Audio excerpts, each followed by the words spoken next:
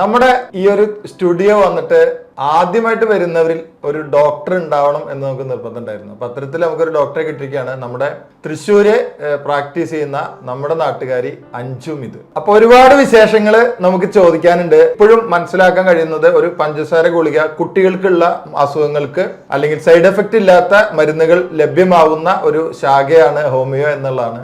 അതിൽ നിന്നൊക്കെ വ്യത്യസ്തമായി ഒരുപാട് അറിവുകൾ നമുക്ക് നൽകാൻ ഈ ഒരു സംഭാഷണത്തിന് കഴിയുമെന്ന് വിശ്വസിക്കുന്നു. ഞാൻ doctor Anju Mithun, general consultant, new life homeo clinic, Viyyur, Thrissur.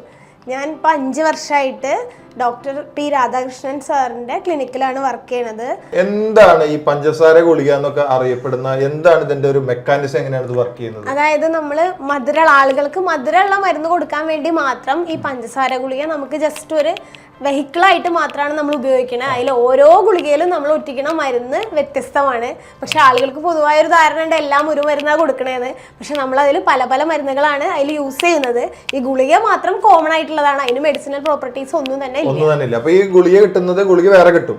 വേറെ അത് ശരിക്കും ആ ഗുളിക നമ്മൾ ഡബ്ബയിലാക്കിയിട്ട് നമ്മൾ അതിൽ മരുന്ന് ഒറ്റിച്ചിട്ടാണ് കൊടുക്കാറില്ല. മെഡിക്കേറ്റ് ചെയ്യാന്ന് പറയും. നമ്മളത് മെഡിക്കേറ്റ് ചെയ്തിട്ട് കൊടുക്കുകയാണ് ചെയ്യുക. അപ്പൊ ഇതിൽ ഉപയോഗിക്കുന്ന മരുന്നിന് എന്താ മദർ ടിഞ്ചർ അങ്ങനെയൊക്കെ മദർ ടിഞ്ചേഴ്സ് ഉണ്ട്, ഡൈലൂഷൻസ് ഉണ്ട്. അത് ഓരോ പൊട്ടൻസി അനുസരിച്ച് പല പല രീതിയിൽ ഒരുപാട് മരുന്നുകൾ. യഥാർത്ഥത്തില് ഏതൊക്കെ തരം രോഗങ്ങൾക്കാണ് ഇപ്പോ ആയുർവേദത്തിൽ എടുത്താല്, സിദ്ധ എടുത്താല്, അതുപോലെ ചൈനീസ് അക്യുപഞ്ചർ, മോഡേൺ മെഡിസിൻ, ഇതിലൊക്കെ ചില ഏരിയയിലുള്ള മെഡിസിനുകൾ വളരെ കൃത്യമായിട്ട് എഫക്റ്റീവായിട്ട് ഉപയോഗിക്കാൻ കഴിയും.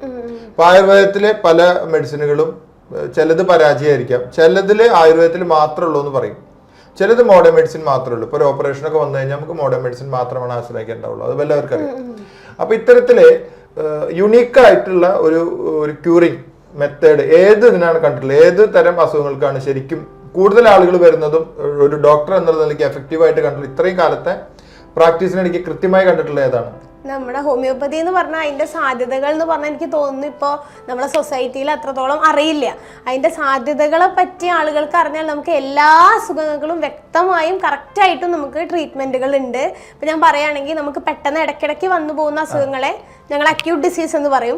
കുറച്ച് നീണ്ട കാലത്തോളം നിൽക്കുന്ന അസുഖങ്ങളെ നമ്മൾ ക്രോണിക് ഡിസീസ് എന്ന് പറയും. ഈ 2 തരം അസുഖങ്ങൾക്കും ഹോമിയോപ്പതി വളരെ ഫലപ്രദമാണ്. അതുകൂടാതെ തന്നെ മാനസിക രോഗങ്ങൾ, മെന്റൽ ഡിസീസ്, ഫിസിക്കലി വരുന്ന ഡിസീസ്, അതിനേക്കാളേറെ സാധ്യതയുള്ള ഫീൽഡാണ്. നമുക്ക് മെന്റലി എന്തെങ്കിലും പ്രശ്നം കാരണം ഡിപ്രഷനൊക്കെ, അല്ലെങ്കിൽ ഇപ്പോൾ ഒരു അച്ഛൻ മരിച്ചു അത് കാരണം കുട്ടിക്ക് ഒരു അസുഖം ഉണ്ടാവുക, അങ്ങനത്തെ അസുഖങ്ങൾക്കെല്ലാം എനിക്ക് തോന്നുന്നു നല്ല എഫക്റ്റീവാണ് ഹോമിയോപ്പതി. ഈ പാൻക്രിയാസിസിലെ ഇൻസുലിന്റെ പ്രൊഡക്ഷൻ കുറഞ്ഞു വരുമ്പോഴാണ് നമുക്ക് ഷുഗർ സ്റ്റാർട്ട് ചെയ്യുന്നത്. അപ്പോൾ ഈ ഡയബറ്റിക് ആയ ആളുകൾക്ക് ഈ ഹോമിയോയിലുള്ള ഒരു സാധ്യത എന്താണ്? ഹോമിയോപ്പതിയിൽ ഡയബറ്റീസ് എന്ന് പറഞ്ഞു കഴിഞ്ഞാൽ നോർമലി നമ്മൾ കൊടുക്കുന്ന ഇപ്പൊ മോഡേൺ മെഡിസിൻ എല്ലാം നമ്മൾ ആർട്ടിഫിഷ്യൽ ആയിട്ട് ഇൻസുലിൻ ആണ് കൊടുക്കുന്നത്. പക്ഷെ ഹോമിയോപ്പതി എന്ന് പറഞ്ഞാൽ നമ്മളുടെ മരുന്നുകൾ വെച്ച് നമ്മൾ പാൻക്രിയാസിനെ കൊണ്ട് ഇൻസുലിൻ പ്രൊഡ്യൂസ് ചെയ്യിപ്പിക്കും. അതായത് ടൈപ്പ് 2 പ്രമേഹത്തിനാണ് അത് പറ്റുക. അപ്പോൾ ടൈപ്പ് 2 വന്നു കഴിഞ്ഞാൽ പ്രൊഡ്യൂസ് ചെയ്യിക്കാൻ നമ്മളെ മെഡിസിൻസ് കൊടുത്ത് നമ്മളെ പാൻക്രിയാസിനെ വർക്ക് ചെയ്യിപ്പിക്കാനാണ് ശ്രമിക്കുക. ഇൻസുലിൻ ആർട്ടിഫിഷ്യലി കൊടുക്കല്ല. അപ്പൊ അതുകൊണ്ട് തന്നെ കുറച്ച് സമയം അധികം എടുത്താലും നമ്മളെ സ്വന്തം പാൻക്രിയാസിനെ ഇൻസുലിൻ ഉണ്ടാക്കി തുടങ്ങും. അത്തരത്തിൽ പാൻക്രിയാസ് ഇൻസുലിൻ പ്രൊഡ്യൂസ് ചെയ്യും. നമ്മളെ പാൻക്രിയാസിന് തന്നെ ഇൻസുലിൻ പ്രൊഡ്യൂസ് ചെയ്യാനുള്ള കപ്പാസിറ്റി ഉണ്ട്. അതിനുള്ള മെഡിസിൻസ് ആണ് നമ്മൾ കൊടുത്തുകൊണ്ടിരിക്കുന്നത്. ഒരുപാട് ഇൻഫോർമേറ്റീവ് ആയിട്ടുള്ള വിവരങ്ങൾ ഇപ്പോ എന്തിനാണ് നമ്മൾ സമീപിക്കുന്നത്, എന്തുകൊണ്ട് നമ്മൾ ഹോമിയോപ്പതിയെ അല്ലെങ്കിൽ ഹോമിയോ ഡോക്ടറെ കാണണം എന്നുള്ളതിന് വളരെ കൃത്യമായ ഉത്തരം നമുക്ക് നൽകി കഴിഞ്ഞു. നമുക്കൊരു ചോദ്യം കൊണ്ട് ചോദിക്കാം. ഫർണിച്ചറാണല്ലോ നമ്മുടെ വിഷയം. നമ്മുടെ പേജൊക്കെ കാണാറുണ്ട്. എന്താണ് നമ്മുടെ വളരെ നല്ല നമുക്ക് ഇൻഫോർമേറ്റീവായ ഒരുപാട് വീഡിയോസ് കാണാറുണ്ട്. ഇപ്പൊ നമ്മളെ മാട്രസിനെ പറ്റിയിട്ട്, അതുപോലെ ടീപ്പോയ്, അങ്ങനത്തെ നമ്മൾ ഇതുവരെ കണ്ടിട്ട് പോലും ഇല്ലാത്ത ഒരുപാട് സംഭവങ്ങൾ ഈ പേജ് വഴി നമ്മൾ അറിയാനായി. വളരെ നല്ല അഭിപ്രായമാണ്. ഒരുപാട് നമ്മളെപ്പോഴും റെഗുലർ വ്യൂവറായി. ഇപ്പൊ ഇന്നെന്താ എന്നുള്ള ആങ്സൈറ്റിയാണ് ഇപ്പൊ നമുക്ക് എന്നും വരാൻ വേണ്ടിയിട്ട്. സ്ഥിരം പേജ് വാച്ച് ചെയ്യുന്ന ഒരാളാണ്. അതെ അതെ അതെ. ഇപ്പോൾ ഡോക്ടേഴ്സ് ഒക്കെ നമ്മുടെ പേജ് വാച്ച് ചെയ്യുന്നുണ്ട്. നമ്മുടെ ഫർണിച്ചർ ഇന്റീരിയർ രംഗത്തുള്ള ഒരുപാട് ഇൻഫർമേഷൻ പാസ് ചെയ്യുന്ന വീഡിയോ ആണ്. ഇത് കാണുന്ന ആരെങ്കിലും ഫോളോ എന്ന് കാണുന്നുണ്ടെങ്കിൽ ഇത് എന്തായാലും ഒന്ന് ഫോളോ ബട്ടൺ അമർത്തി വെക്കുക. അപ്പോൾ ഒരുപാട് വീഡിയോസ് ലൈക്ക് ചെയ്തിട്ടില്ല ഒന്ന് ലൈക്ക് ചെയ്യുക. അപ്പോൾ ഒരുപാട് നല്ല ഇൻഫർമേഷൻ നമ്മൾ പാസ് ചെയ്യുന്നുണ്ട്.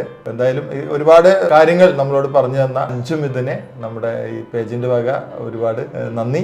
എന്തായാലും താങ്ക് യു സോ മച്ച്.